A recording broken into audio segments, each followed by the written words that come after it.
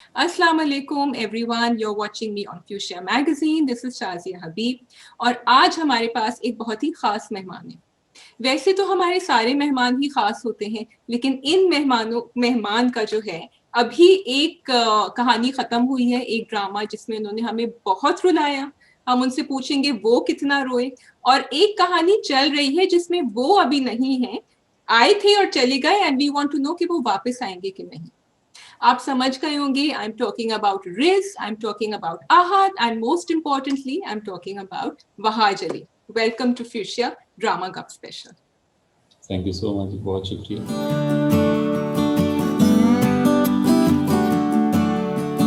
Wahaj, we'll dive right in. सबसे पहले तो आई थिंक पहले मैं रिज से बात करूंगी, फिर मैं आहद से बात करूंगी, और बीच बीच में जो है वो वहाज से तो बात होती रहेगी। तो घिसी पिटी मोहब्बत क्यों? What spoke to you about the script? क्यों आपने सोचा कि आप जब आपके पास आई तो did you think a little bit or you were quite sure कि this is what I'm going to do? No, Riz was quite challenging और मुझे किरदार मुश्किल नहीं लगते, चैलेंजिंग लगते हैं, क्योंकि मुश्किल कोई भी किरदार तब आपको लगता है जब आप उसको समझ नहीं पा रहे होते या आप उसको फील नहीं कर पा रहे होते। तो मेरे लिए रिज, मैं फील कर रहा था उसे। You were और मुझे feeling him, लगता है okay. कि That's interesting. क्या उसकी क्या ऐसी बात थी जो आपको, क्योंकि रिज में for me and for most viewers there is a positive, there is a negative, and कुछ ग्रे एरिया है, हमें समझ नहीं आता कि वो गुड है कि वो बैड है, इविल है, क्या है। आपको क्या बात उनकी, what was it about Riz that was talking to you? देखिए, सिर्फ अपने लिए जीने का ना मज़ा ही कुछ और होता है। और रिज का जो किरदार है वो उसे सिर्फ अपनी परवाह है और उसे दुनिया में किसी की भी परवाह नहीं है। तो जब आप ऐसे किरदार निभा रहे होते हैं तो मज़ा आता है, क्योंकि आप फील कर रहे होते हैं, लेकिन एट द सेम टाइम इसके कुछ प्रोज भी हैं, कॉन्स भी हैं। तो नुकसानात आप सबने देखे उसके किस तरह के थे। Yeah. लेकिन रिज का जो किरदार है, हर किरदार के पीछे मुझे लगता है कोई भी किरदार बुरा नहीं होता। उसने जिस तरह की ज़िंदगी गुजारी होती है, जो भी बैक स्टोरी होती है किसी भी इंसान की, वो हालात, वो वाक़यात उसको वैसा बना देते हैं। तो हमें जज नहीं करना चाहिए। अगर रिज़ ऐसा है तो यकीनन उसकी ज़िंदगी में, उसके इर्द-गिर्द उसकी डेवलपमेंट ऐसी हुई है कि वो इतना इतना सेल्फिश बन गया। अच्छा, and you are saying that Wahaj Ali is saying that with a smile, and he's saying कि कुछ Riz में, so you think that that selfishness is what was attracting you towards Riz, क्योंकि Well, yes, because yeah, I'm not selfish at all. yeah. So परवाह करने में भी खूबसूरती है, लेकिन लापरवाही में भी बहुत खूबसूरती है। ये रिस्क का किरदार निभाने के बाद पता लगा मुझे। एक ख्वाब होता है लापरवाही, जो हम शायद एक एक टाइम होता है जिंदगी का शायद जब हम कर सकते हैं, and Riz wanted to stay in that time, I think. Okay, तो ये बताएं कि did you, there was a certain vibe, like I love जो उनका फर्स्ट, जब पहली दफा रिस्क को इंट्रोड्यूस करते हैं एंड ही वॉक्स, और वो अपने बाल यूं करके जो ठीक कर रहे होते हैं, and he thinks he is God's gift to women, sort of, मुझे ये लगा। तो क्या आपने क्या, जी, He was actually God's gift. या तो आपने कुछ डायरेक्टर से बात करी, कुछ, you know, what did you speak to someone, how did you get that walk, that swag, that vibe? No, honestly, God has been kind. इस स्क्रिप्ट में एक तो फसी भाई का लिखा हुआ था ये, and everybody knows कि he's one of the best we have in Pakistan. जी, अगर राइटर्स की बात की जाए, और अहमद भाई, जो अहमद भट्टी जो डायरेक्टर हैं, वो बहुत, उनका मॉडर्न अंदाज़ है डायरेक्ट करने का और स्टोरी टेलिंग का। तो वो कॉम्बिनेशन बहुत अच्छा था। तो मुझे लग रहा था कि I am in safe hands. हम बहुत इम्प्रोवाइज करते थे चीज़ों को, और जितना भी इसमें जितनी हेल्प मेरी डायरेक्टर ने की है, शायद वो that was the best thing, कि अगर वो उस तरीके से मुझे हेल्प ना मिलती तो शायद इतने बेहतर अंदाज में मैं ना रिप्रेजेंट कर पाता रिस्क को। ओके, तो किस तरह, you said two things, you said you were improvising and secondly that the director helped you. तो क्या was it in your walk, या जिस तरह आप अपनी लाइंस डिलीवर कर रहे थे, या आपकी लुक, आपकी dressing, what Of was? course, look, first of all, look, walk, body language, और जी, जिस तरीके से हम आई थिंक जो रोमांस का एलिमेंट था, जितना भी उसमें रोमांस था और जो एक सर्टन कमराडरी थी बिटवीन मी एंड रमशा, जी। वो बहुत बेहतरीन तरीके से उसको डिसाइड किया गया था ऑन टेबल, ओके। मेरे और डायरेक्टर के दरमियान।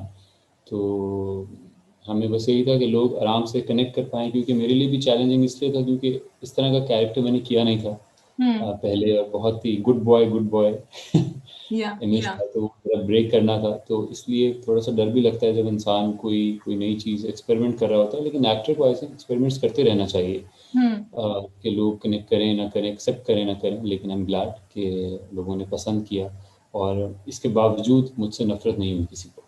वो उस पे भी मैं आने वाली हूँ कि वो क्यों नहीं होता और वो होना चाहिए कि नहीं। मुझे पहले ये बताएं कि आपने कौन सा एक scene, can you tell us कोई एक सीन जो आपने इम्प्रोवाइज किया हो which worked really well and the director said wow yes this is going well so let's do it like this. Ramsha और आपने में भी आई थिंक हमने हर सीन में मुझे लगता है मेरी स्ट्रेंथ ही इम्प्रोवाइजेशन है। तो अगर मैं इम्प्रोवाइज नहीं करता हूँ या कुछ थोड़ा सा अलग जाके नहीं हम अप्रोच करता मैं सीन को, तो वो फिर इतना नेचुरल नहीं लगता, इतना एफर्टलेस नहीं लगता। तो हर सीन में हम इम्प्रोवाइज कर रहे थे रिहर्सल्स के दौरान, और जो जितनी बाकी सपोर्ट थी वो हमें डायलॉग से मिल रही थी। तो अगर मुझे याद पड़ता है तो बहुत सारे सीन्स हैं। मैं आप मुझे बताएं आपके जहन में सबसे ज्यादा कौन सा सीन आता है, तो मैं बता देता हूँ कि उसमें हमने क्या किया था एक्स्ट्रा। So, दो सीन, एक तो जब वो रेस्टोरेंट में थी बिफोर दे गॉट मैरिड, वो जो आई थिंक रमशा ने आपको एक लगाया था उस वक्त। वो मेरा फेवरेट सीन था वो जिसमें वो रेस कहता है रमशा को, सामिया को, कि कुछ मर्दाना सी उंगलियां हैं तुम्हारी। तो लड़कियों को वो पतली पतली उंगलियां अच्छी लगती जी। तो रमशा ने कहा कि जैसी तुम्हारी हैं। तो वो नहीं था कि मैं अपनी इतने गौर से देखूं, टेक्निकली मेरी पतली उंगलियां हैं हमने उसको यूज किया सीन में। तो इस तरह की या छोटी छोटी चीजें थी। आई रिमेम्बर तो दैट सीन। तो उसमें आप लोगों को खुद भी हंसी आ जाती थी बीच में जब आप लोग कर रहे होते थे, और you manage to just give it in one shot? अच्छा, रमशा की मेरी केमिस्ट्री, आई थिंक हम दोनों बहुत इन्वॉल्व हो जाते हैं सीन में, तो हमें मज़ा नहीं आ रहा होता उस तरीके से कि हम हंस रहे हों। लेकिन बिल्कुल भी नहीं, उस वक्त हमें बहुत टेंशन होती है कि किसी तरीके से बहुत अच्छा हो जाए और बेहतरीन हो जाए। और मुझे लगता है जितने सीन्स मेरे रमशा के साथ थे वो I think they were my favourite. तो वो भी लोगों को पसंद भी। they were the audience's favorite also. मुझे ये बताएं कि ये जो आंटी ऑब्सेशन है, ये रिज के कैरेक्टर में जो था, और उनको नूर, was he in love with Noor, and why, how did you connect with that part of Riz के एक यंग लड़का जो एक बड़ी लड़की को इतना ज्यादा, like it was like a crush or was it a love, and was he really in love? देखें, हम ना मोहब्बत को आइडेंटिफाई नहीं कर पाते कभी कभी। कभी कभी अगर आपको कोई पसंद आता है तो आप ये आइडेंटिफाई ही नहीं कर पाते कि ये आपको कितना पसंद आया है, इस इंसान के साथ ज़िंदगी गुजर सकती है या नहीं गुजर सकती। रिज एक हुस्न परस्त इंसान था, उसे खूबसूरती से मोहब्बत होती थी, चाहे वो किसी भी सूरत में हो। तो उसे सामिया के किरदार से भी मोहब्बत हुई थी, और वो एक प्लानर था रिज, वो एक इंटेलिजेंट इंसान था। तो सामिया के किरदार से उसको मोहब्बत भी थी, और उसको ये भी लगता था कि सामने यंग गर्ल, जिंदगी अच्छी गुजर जाएगी। वो कहता भी अपने डायलॉग में, मेरे बच्चों की माँ तुम ही बनोगी।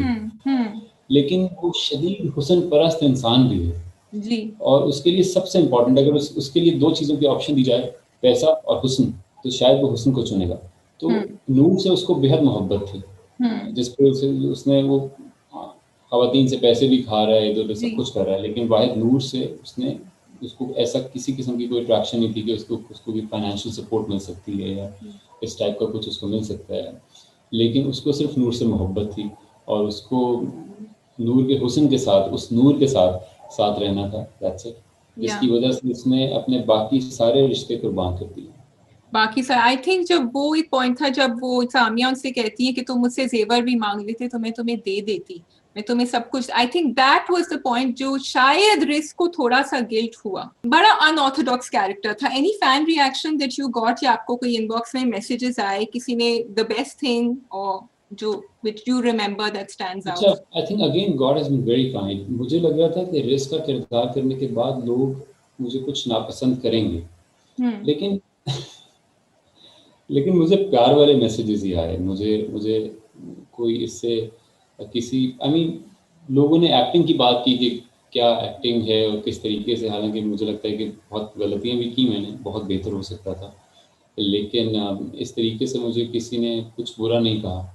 और ट्विटर पे भी या किसी भी सोशल नेटवर्किंग साइट पे अच्छा अच्छा ही पढ़ने को मिला। और अब लोग मैसेज करते हैं कि क्या आप वापस आ रहे हैं, जी। और अगर आ रहे हैं तो कब आएंगे। तो इस तरह के बहुत मैसेजेस आते हैं जब भी किसी भी चलता है। I am very happy. इस तरह के प्रोजेक्ट्स आने चाहिए। बहुत ही इंफॉर्मेटिव भी है। बहुत बहुत छोटी छोटी चीज़ों को हाईलाइट किया गया। तो फसील भाई ने बहुत बहुत अच्छा लिखा है। बाकी yes, it has a lot of messages going out. Ridge का क्या मैसेज था? रिज के कैरेक्टर का क्या मैसेज था? What was the message he was giving out? Because every character and every situation is giving a message. देखिए, risk का ना बड़ा क्लियर मैसेज था कि मोहब्बत में ना जल्दबाजी नहीं करनी चाहिए।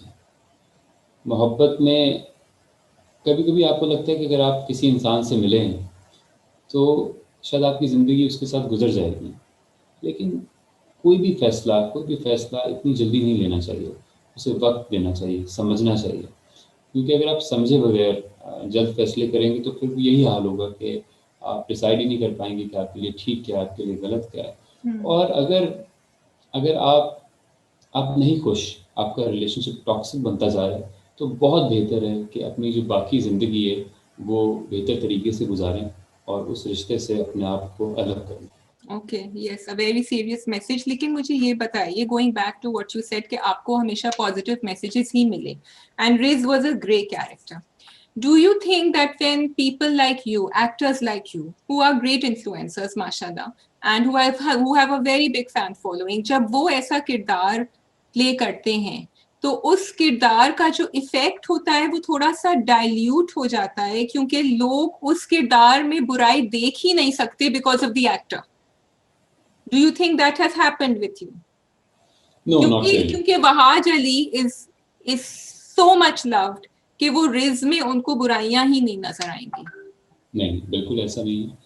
मुझे ऐसा लगता है कि ये किसी भी एक्टर की नाकामी है अगर बुराई नज़र ना आए। मुझे ये बात नहीं मैं कर रहा था कि बुराई नज़र नहीं आई। हाँ, लेकिन रिज में बुराई नज़र आई। लेकिन मुझे जो इसके बारे में फीडबैक मिला वो ये मिला कि रिज कितना अच्छा प्ले किया। उनको वहाज में बुराई नज़र नहीं आती, उनको रिज में बुराई नज़र आती है। तो इट्स अबाउट दैट। हालांकि अगर आप देखें, और मैं भी पढ़ता हूँ जितना भी मैंने बहुत सारी ट्वीट्स ऐसी पढ़ी हैं कि लोगों ने, खवातीन ने लिखा होता है कि तुम्हारा ये हाल होगा, तुम्हारा ये हाल होगा, लोगों को वो टैग तो करके। मिलना था। तो वो तो ये वो एक दो या मुझे ऐसे भी इनबॉक्स आए कि आपको पता है मेरे एक्स ऐसे थे। आपको इस टाइप का फीडबैक आता रहा तो लोग रिलेट कर रहे थे। अच्छी बात है कि ऐसे कैरेक्टर्स होते हैं। या और या लोगों को आई थिंक सीखने को डेफिनेटली मिला है।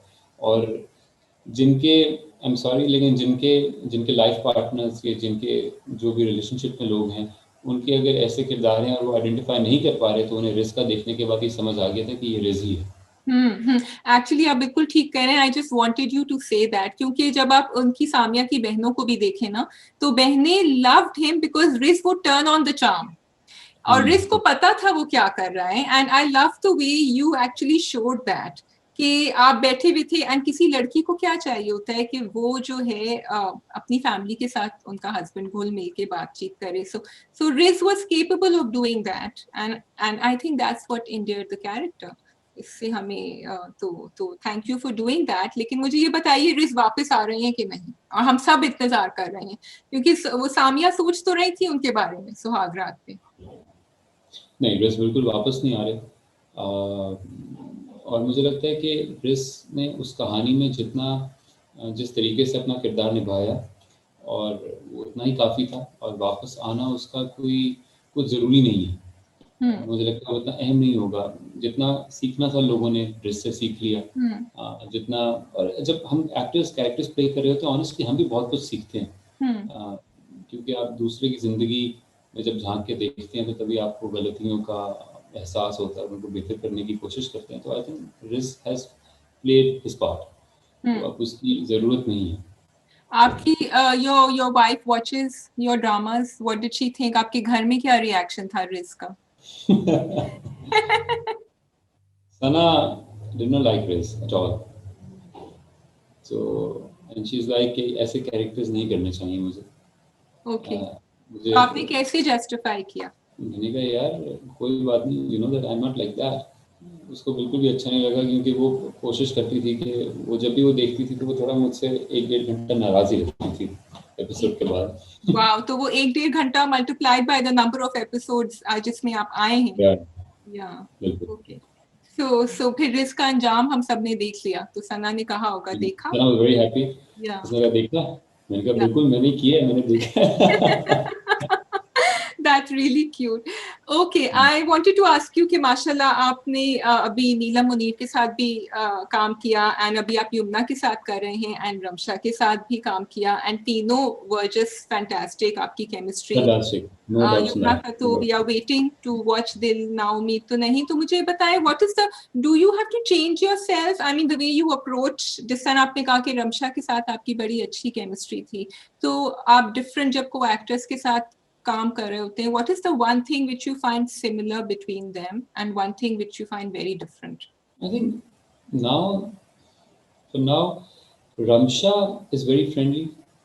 Neelam is also very friendly. और दोनों के साथ मैंने, this was my second project with Ramsha and this was my second project with Neelam. तो मेरे लिए दोनों इस तरह से एक जैसे लग रहे थे मुझे, क्योंकि दोनों के साथ एक सर्टन कमराडरी में ऑलरेडी डेवलप कर चुका था अपने अपने प्रीवियस प्रोजेक्ट्स पे। और वो दोनों प्रोजेक्ट्स, एक माह तमाम था, एक दिलनवाज था, they went really well both of them. जी बिल्कुल। तो मुझे उस तरीके से इतनी प्रॉब्लम नहीं हुई। मुझे दोनों से ही कहानी में बेपनाह मोहब्बत करनी थी, जो कि मैंने की भी। रिज ने सामिया से कुछ देर के लिए मोहब्बत की, और आहद ने बहुत बेलौस मोहब्बत की, बस फ़र्क सिर्फ इतना था। लेकिन दोनों ही बहुत अच्छी एक्ट्रेसेस हैं, एज यू ऑल नो, और दोनों ही बहुत अच्छा। मेरा ये होता है कि I am dependent on the other actor, तो उस दूसरे एक्टर की एनर्जी मुझे हेल्प कर रही होती है। तो अगर तो दूसरा एक्टर मुझे हेल्प नहीं कर रहा और वो इतना एबल नहीं है, तो फिर मेरा सीन वैसे ही नहीं अच्छा हो पाएगा और मेरी परफॉर्मेंस में फ़र्क आएगा। I think credit goes to Ramsha and Neelam, both of them. they're so fantastic, माशाल्लाह। उनको अपना क्राफ्ट पे इतना ग्रिप है कि वो दूसरे इंसान के लिए बहुत आसान कर देते हैं काम करना। I'm sure that they would say the same thing अगर हम उनसे पूछें, that they probably get the energy and the vibes from you as well. So you're being very modest here. You see, it's action and reaction. Ji. It's very simple, and acting for me is understanding. तो अगर दो लोगों के दरमियान understanding है, तो वो फिर it's different. It's different. तो and what about Yumna? अभी जो आप कर रहे हैं, ये प्रोजेक्ट निकलने वाले हैं, we are all waiting for it. How is that going? Honestly, Yamuna हमारा पहला प्रोजेक्ट था। यमुना अभी she is also very celebrated actress, और जो मैंने खुद अपनी आंखों से भी देखा है कि Yamuna Yamuna is very beautiful actress.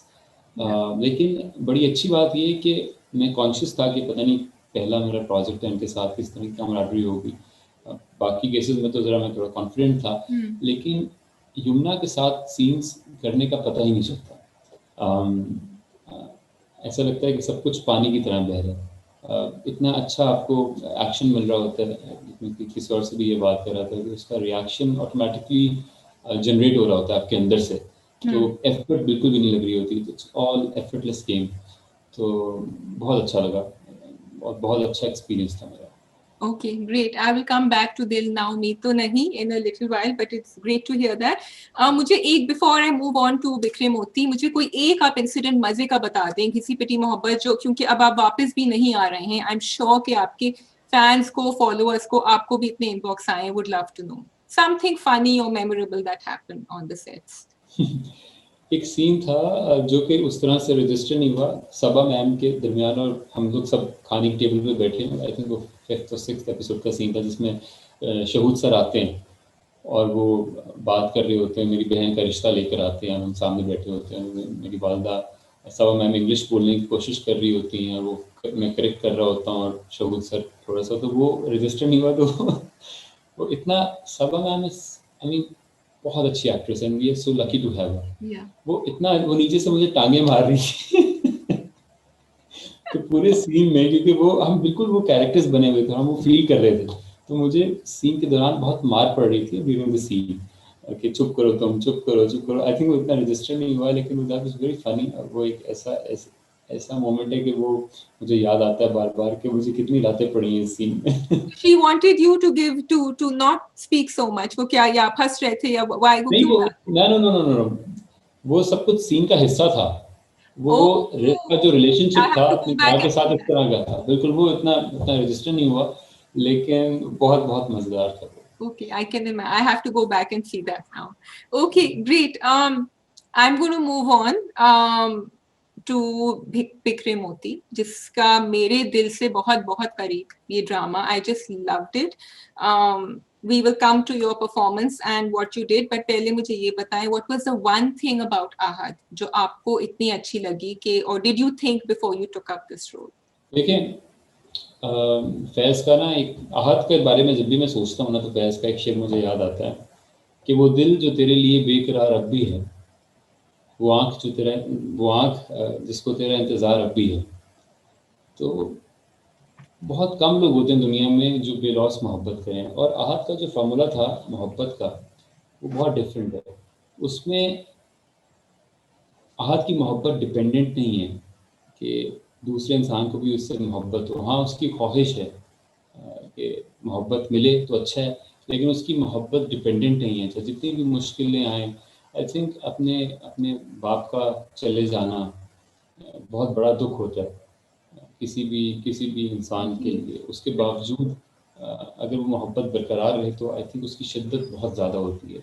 तो वो जो बेलौस मोहब्बत आहत के कैरेक्टर में थी ना, वो पढ़ के मुझे बहुत अच्छा लगा। Okay. और ऑनेस्टली स्पीकिंग, अगर बात की जाए तो मेरी फ्रीक्वेंसी जो थी प्रोजेक्ट में, वो इतनी ज़्यादा नहीं थी, लेकिन मुझे लग रहा था कि जब मैं इसको प्ले करूँगा तो इसका इम्पैक्ट होगा, एंड आई एम जी. ग्लैड कि वो इम्पैक्ट आया और लोगों ने उससे फील किया, और उस एनर्जी को जो मैंने फील की एज एन आहत, वो सब ने फील किया। जी जी, आई कंप्लीटली अग्री कि आपका कैरेक्टर किसी एपिसोड में था भी नहीं, आई थिंक बीच में, if I am not mistaken, या बहुत कम टाइम के लिए आया था, but the presence was so strong, इतना पावरफुल प्रेजेंस था, माशाल्लाह, you delivered so well. I wanted to ask you Wahaj कि जो आहत का जो कैरेक्टर एंड जो situations that he went through, asking his parents कि मुझे इस लड़की से शादी करनी है, then his father passed away, and उसका काफी लगा नजर आ रहा था कि he felt that. Was there something in your life that made you want to, मतलब could you connect to, could Wahaj connect with Ahad other than the बेलौस मोहब्बत which शुक्र आपके साथ नहीं हुई है? ऑफ कोर्स, आई बिलीव कि जब तक आप कनेक्ट नहीं कर पाते, क्योंकि आप इंफॉर्मेशन तो अपनी ज़िंदगी से ही एंकर कर रहे होते हैं, जी अपने एक्सपीरियंस से ही एंकर कर रहे होते हैं, और जी अगर आप खुद उस पर यकीन नहीं करते और खुद उस पर बिलीव नहीं करते, तो फिर आप लोगों को कैसे उस पर यकीन दिलाएंगे। तो बिल्कुल. I think yes, lot of you know moments जो जो बिखरे मोती में थे, जिनको मैं बहुत दिल से कनेक्ट कर रहा था। इनफैक्ट जो भी लास्ट एपिसोड में जो सीन चला है, उसको भी मैं वाज फीलिंग दैट। या तो उसके बगैर तो मुमकिन ही नहीं है, जी. महसूस करने के बगैर तो आप उस तरह से डिलीवर ही नहीं कर सकते। इवन आपकी जो कॉन्वर्सेशन आपकी अम्मी के साथ थी, I think there was one point जब आप सर उनकी गोद में रख के लेटे हुए थे, एंड आप, you know, that connection with your mother, did you feel that as Wahaj, that you could get, because बड़ी अच्छी रिलेशनशिप दिखाई थी दोनों की. माँ और बेटे का जो ताल्लुक होता है, ये सबके लिए एक जैसा ही होता है। मेरे लिए, आपके लिए, किसी के लिए माँ एक ऐसा रिश्ता अल्लाह ताला ने बनाया है कि जिसके साथ ताल्लुक और मोहब्बत वो बेलौस होती है। तो वो कनेक्ट करना उसमें इतना मुश्किल नहीं होता। तो that was easy. That was her इंसान को अपनी माँ से बहुत मोहब्बत होती है, और सब कुछ शेयर करना चाहता है, क्योंकि जितनी भी आपको तकलीफ हो, जितनी भी मुश्किलात आए, वही एक दैट इज़ वन लैप जहाँ आप आगे सब कुछ भूल जाते हैं। भूल जाते हैं. बिल्कुल ठीक कहा आपने. मुझे ये बताइए कि this drama was mainly about the बच्चे, और बच्चों के बारे में ही था ये, और बड़ी खूबसूरती से दिखाया गया था। जानू के साथ आपका इंटरेक्शन सबसे ज्यादा हुआ था compare to the other children, and what a marvellous actor he is, I must say. ऐसी Oh, mashallah. Every one of them, mashallah, they were so amazing, they were so दादी और effortless, they were so emotional and sensitive, और वो उनकी आंखों में, अब आप वो बस देख के उनकी आंखें आपकी नम हो जाती थी बच्चों को देखकर, वो इतना माशाल्लाह से। And you know what, Shahid Shafat साहब जो डायरेक्टर हैं इस प्रोजेक्ट के, वो बहुत ही अच्छे डायरेक्टर हैं मस्त से। उनके साथ काम करना, उनके साथ काम करने का मतलब है कि आपको अपना आप भूलना पड़ेगा और उस कैरेक्टर को वाकई जीना पड़ेगा। तो मुझे याद है, ये जो मेरा लास्ट सीन हुआ है, जो अभी लास्ट एपिसोड में चला था, ये मेरा पहले या दूसरे दिन का सीन था। तो मैंने डायरेक्टर से जाके बोला, मैंने कहा सर अभी तो मैं कैरेक्टर में आया भी नहीं हूँ, तो ये तो बड़ा मुश्किल सीन है, मेरा पहला सीन है, मैं अभी आया हूँ, आप पहला सीन ये बता लास्ट रहे हैं। सीन आपने पहले शूट किया था, इसमें ग्लिसरीन पहले की शूट जरूरत कर पड़ी थी? मेरे, सॉरी, ग्लिसरीन की जरूरत पड़ी थी? नहीं, वाओ, नहीं पड़ी। ओके, तो जी मैंने उनको बताइए। बोला, तो मैंने उनको बोला कि ये आप ये ना करवाएं, इसको थोड़ा सा आगे कर देंगे हम। तो उन्होंने बोला कि this is not your job, ये तो मेरा काम है आपको सीन में वहाँ लेके जाना। और जब हम, मैं और नीलम सीन में आकर बैठे, तो उन्होंने कहा कि इस वक्त मेरी ज़िंदगी का सबसे, मेरी ज़िंदगी से भी ज़्यादा इम्पोर्टेंट ये सीन है, मुझे उनकी बात ही याद है। तो मैंने कहा ये इतना, मैंने कहा आप प्रेशर इतना क्यों दे रहे हैं मुझे? उन्होंने कहा प्रेशर लो, प्रेशर है। या तो मैंने कहा अच्छा, तो फिर मैंने अपने सारे चैनल्स इधर उधर के सारे ऑफ कर दिए, और फिर मैंने कहा अच्छा, फिर अगर ज़िंदगी से, एक की ज़िंदगी से ज़्यादा इम्पोर्टेंट किसी ने तो कर देता हूँ, क्योंकि उनकी ज़िंदगी हमारे लिए ज़्यादा इम्पोर्टेंट है। नहीं, इट वाज डन। अच्छा, मुझे उनके एडिसन साहब के जो डायलॉग्स भी थे ना इन दैट सीन, मुझे बहुत बहुत दिल को वो लगे थे, क्योंकि जो भी चीजें, जो भी हम सोच सकते थे आहत के लिए कि अच्छा अगर ये हो जाए तो फिर नीलम आ जाए, आयजा आ जाएगी, ये हो जाए, तो उन सबके जवाब उन्होंने बारी बारी उस कॉन्वर्सेशन में दिए। तो I was, and जिस तरह आप, that desperation that was coming through, so I wanted to say that you nailed that scene. अच्छा, वो जो आप सीन जिसकी बात कर रहे थे, Wahaj, I wanted to ask you, मैं भी आपको आहत कहने वाली थी, कि जिसमें आप लोग सब मिल के when you attack that child molester, so people who are watching, हम सबको we wanted him कि उसका अंजाम बुरा हो, और हम खुश थे कि फाइनली ये पकड़ा गया, क्योंकि वहां से भी भाग गया, फिर स्कूल में आ गया, फिर हमें स्ट्रेस। क्या कभी आप लोगों के दिमाग में ये आया कि इस सीन में, क्योंकि ये होता है हमारे मुल्क में कि कुछ लोग इनोसेंट भी होते हैं जिनको इस तरह पकड़ के मारा जाता है, कभी आपको ये so called lynching type scene, I mean आप लोगों ने आपस में डिस्कस किया था कि ये सीन इसी तरह करें, या उस वक्त छोड़ दिया शुक्र, उसको फिर पकड़ के पुलिस वाले के हवाले कर दिया? Was that a discussion? No, actually characters इतना अच्छा बिल्ड हो चुके थे सारे, और शादी भाई मेड श्योर कि चाहे वो मेरा कैरेक्टर है, यासिर भाई का कैरेक्टर है, या मोलेस्टर का कैरेक्टर है, उनकी आंखें उनके किरदार बता रही हैं। तो जब भी आप किसी को भी देखते हैं, किसी इंसान को देखते हैं, तो आपको उस इंसान की आंख में देख के ही अंदाज़ा हो जाता है कि ये कितना सच्चा और कितना झूठा है।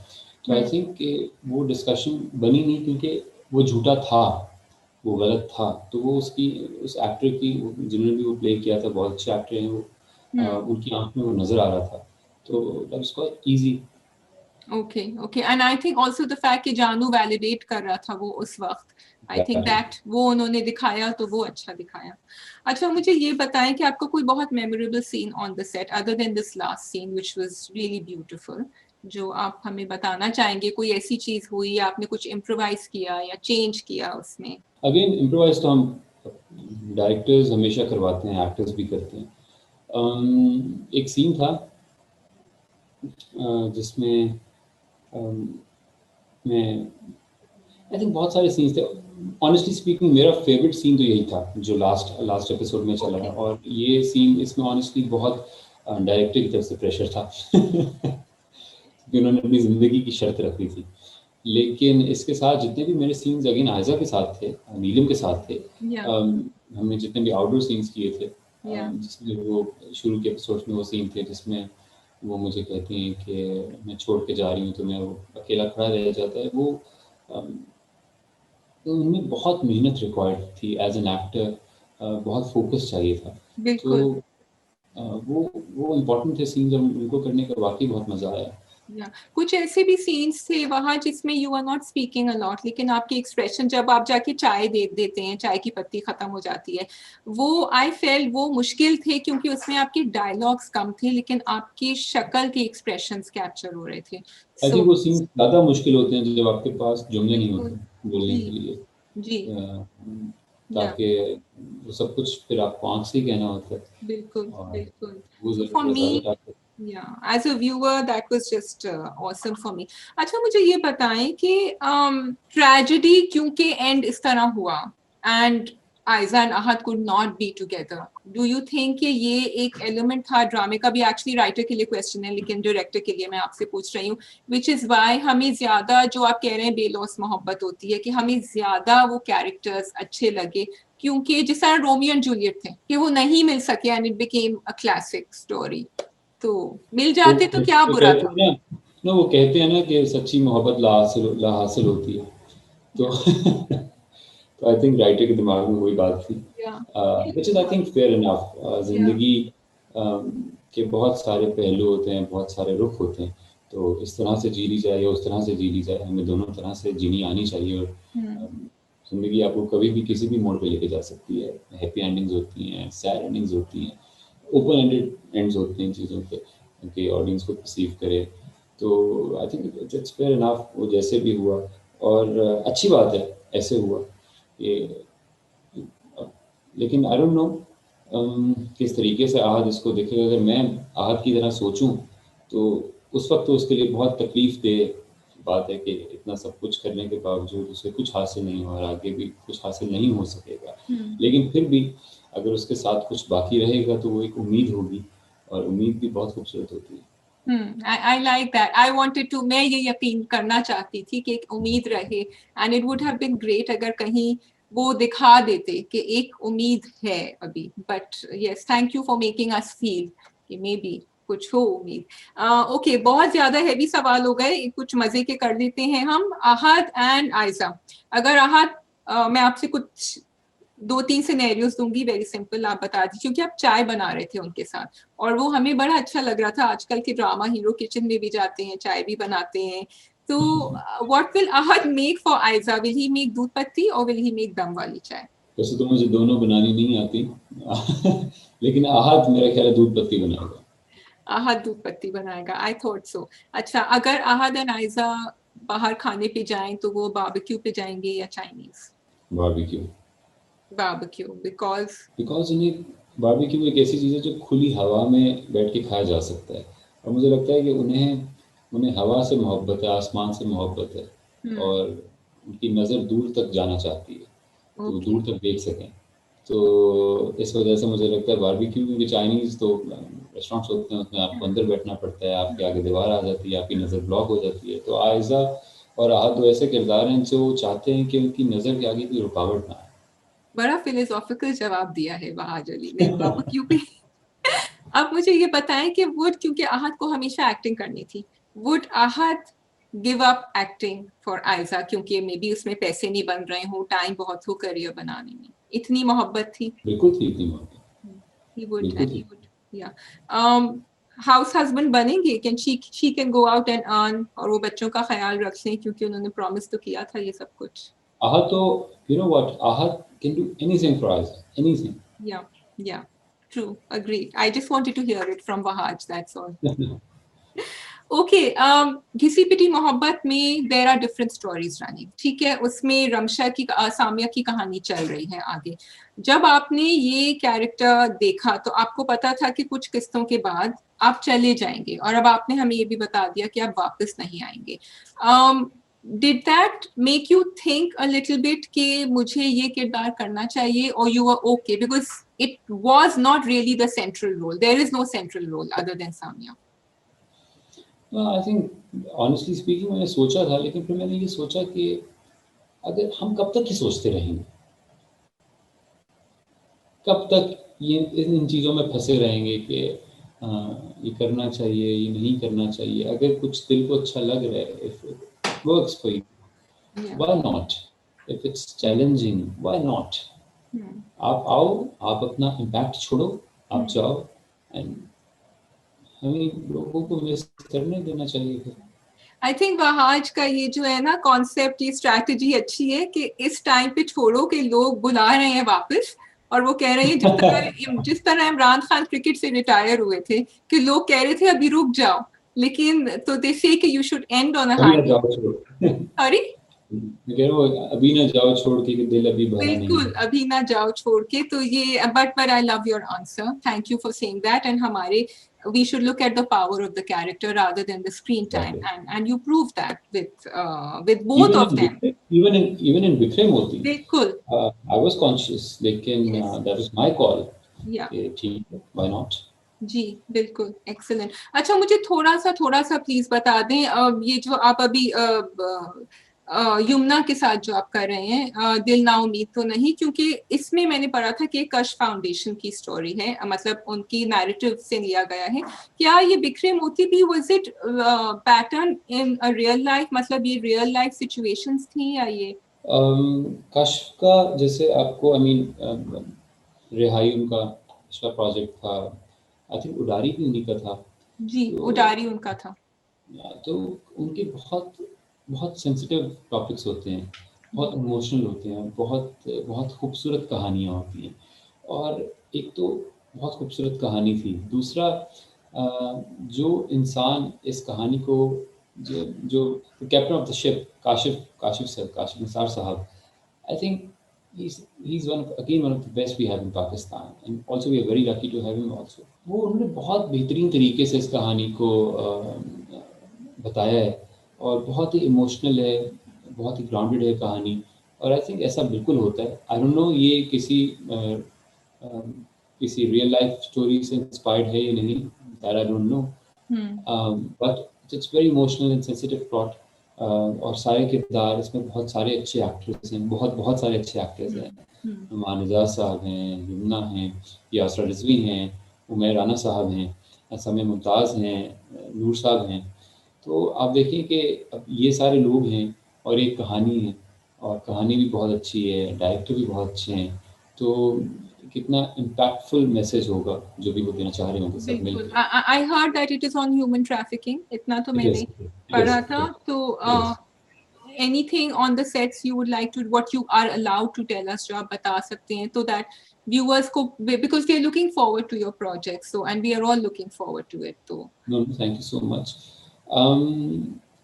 ऑनेस्टली मैं अगर इसमें से बताना चाहूँ तो इस प्रोजेक्ट में मेरे जो सीन्स थे ज़्यादातर वो नुमान साहब के साथ थे, नुमान सर के साथ। और जब आप उनके साथ काम कर रहे होते हैं, आपके पास गलती की गुंजाइश बिल्कुल नहीं होती, क्योंकि ही इज़ माशाल्लाह सो परफेक्ट, सो एफर्टलेस, कि मतलब आपको पता ही नहीं चलता कि ये एक्टिंग कर रहे हैं। आप मतलब आप भूल जाते हैं कि आपके सामने कौन है, असली किरदार हैं, नुमान सर हैं। मतलब वो इतना एक्यूरेटली कोई किसी भी कैरेक्टर को अदा कर रहे होते हैं। फिर यमुना, तो मेरा जो ज़्यादातर काम था इन लोगों के साथ था, लेकिन मैं भूल गया था ऑनेस्टली कि मैं कौन हूँ, और इतना ज़्यादा मज़ा आया। दूसरा एडवांटेज ये भी था कि shooting my home town Lahore में शूट हुआ सारा, तो ये भी एक एडवांटेज था मेरे लिए okay, कि yeah, ज़रा थोड़ा सा मैं बेहतर तरीके से उस एनवायरनमेंट को फील कर पा रहा था। लेकिन ऐसा कुछ ऐसा वाक़या तो मुझे याद नहीं है, लेकिन बस मुझे ये याद है कि मैं सब कुछ भूल गया था जब मैं जिमी का कैरेक्टर प्ले कर रहा था, जिसका नाम जमशेद है।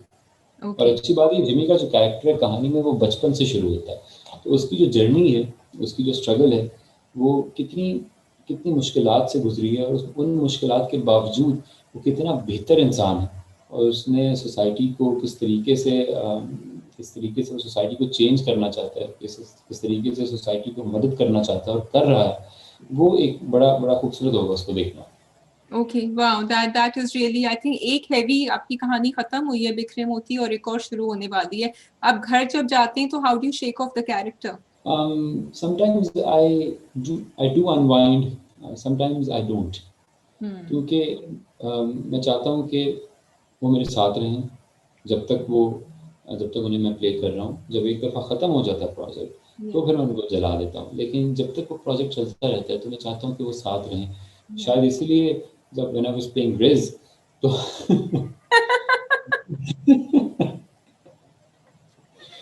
तो ओके। इसीलिए खाना को थोड़ी प्रॉब्लम हो रही होगी कि हाँ शायद वो रिज का कुछ रंग देख रही होगी मेरे में, जी। ऐसे फील हो रहा होगा। जब तो 1.5 घंटा अब समझ आ गया मुझे। तो तो इसीलिए तो वो आई थिंक वो रहने चाहिए साथ किसी हद तक। Okay okay Wahaj, thank you so much for joining us, और आपने इतनी डिटेल में हमारे सवाल के जवाब दिए। I know, hope. Thank you so much. I think आप लोग ग्रेट सपोर्ट, जिस तरीके से आप लोग माशाल्लाह रिव्यूज़ करते हैं, शायद हम लोग भी वो चीज़ें महसूस नहीं कर पाते जो आप लोग कर रहे होते हैं, फिर जब हम देखते हैं तो बड़ा बड़ा अच्छा लगता है, और फिर बेहतर अंदाज से कैरेक्टर को हम भी परसीव कर रहे होते हैं। Thank you so much. Thank you for appreciating that. और हमसे भी गलतियां हो जाती हैं, और एंड वी अप्रिशिएट इट जब लोग हमें मैसेज करके कहते हैं कि नहीं हमारा ये मतलब था, ये मतलब नहीं था। तो it's great, we work as a team, and it was great having you. We are looking forward to Dil Na Umeed Toh Nahi. अपना ख्याल रखिएगा, and thank you for watching, and subscribe to Fuchsia magazine. And Wahaj, thank you so much. खुदा हाफिज हम सब की तरफ से। अल्लाह हाफ़िज़।